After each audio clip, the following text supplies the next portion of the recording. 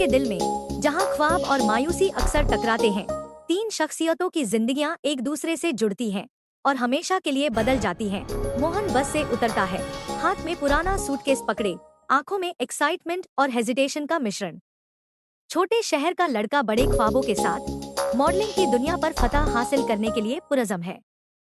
लेकिन दिल्ली अपने व्यापक अराजकता और चमकते वादे के साथ दोनों मोहक और खौफनाक है। रैना एक दिलकश और परिष्कृत फैशन डिजाइनर, जहां वो जाती है, तवज्जो आकर्षित करती है।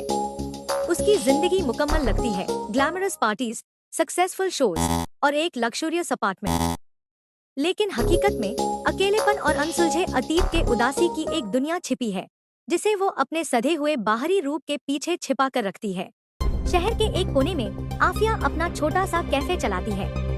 उसकी गर्मजोशी एक बड़ी भीड़ को आकर्षित करती है और हर ग्राहक उसकी तन्हा जिंदगी में थोड़ी सी रंग भरता है। उनमें से एक था बेनोइट, एक फ्रेंच शायर, जो उसके कैफे के पुरसुकून माहौल और आफिया की अनकही समझ में सुकून पाता है। उसके साथ समय बिताना उसके लिए एक तरीके का टाइम पास बन गया है। मोहन के दिन ऑडिशन और अस्वीकृतियों से भरे होते हैं। मॉडलिंग इंडस्ट्री रूथलेस है, जो किसी की मेहनत की कदर नहीं करती, और उसके छोटे शहर का आकर्षण बड़े शहर की मांगों के सामने कम पड़ता है। एक फैशन शो में उसकी मुलाकात रैना से होती है, जो उसकी कच्ची प्रतिभा से प्रभावित होकर उसे एक मौका देती है।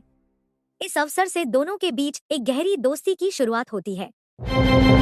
रैना मोहन की मासूमियत और हिम्मत से प्रेरित होकर अब उसमें इंटरेस्ट लेने लगती है और उसे बदल देती है।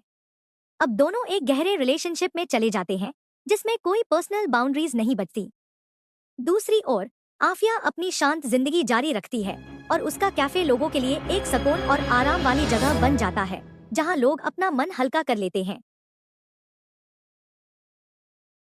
जैसे जैसे मोहन और राइना का रिश्ता गहरा होता है, मोहन को सब कुछ अजीब लगने लगता है। उसे लगता है कि वो अपनी एम्बिशंस और मॉरल से दूर होता जा रहा है। इन चक्करों से निकलकर वो अपनी आइडेंटिटी और सेल्फ रिस्पेक्ट के लिए स्ट्रगल शुरू करता है। आफिया अपनी जिंदगी कैफे में आराम से जीती है और धीरे धीरे बिनोट की ओर आकर्षित होती है। उनके बीच की बातचीत गहरी नहीं होती, लेकिन बिनोट की उदासी भरी शायरी आफिया के दिल में एहसास जगाती है। जैसे जैसे दोनों एक दूसरे के करीब आते हैं, दोनों के बीच एक रिश्ता बन जाता है। रैना को अपने अतीत में हुए दर्द और मुश्किलात याद आने लगती हैं, जिन्हें वो भुलाने की कोशिश कर रही थी। वो कभी नहीं चाहती थी कि वो पुराने समय को याद करे, लेकिन जितनी भी कोशिश करती है कि मोहन उससे दूर न जाए, उतना ही मोहन उससे दूर होता जा रहा है। जैसे जैसे ये सब बढ़ता है, वो और भी परेशान हो जाती है। मोहन रैना का सामना करता है और उसे सच बताता है कि वो इन सब चीजों से तंग आ चुका है। वो बताता है, मैं सिर्फ तुम्हें नहीं छोड़ना चाहता, बल्कि इस जहरीले रास्ते को भी छोड़ना चाहता हूँ। आखिर में हर एक नए शुरुआत के लिए तैयार हो जाते हैं। मोहन अपने मकसद के लिए निकल जाता है। आफिया और बेनोइट हाथ में हाथ रखकर एक दूसरे में अपनी खुशी ढूंढते हैं, और रैना आने वाले वक्त के लिए खुद को तैयार करती है। और ये कहानी यहाँ पर खत्म हो जाती है।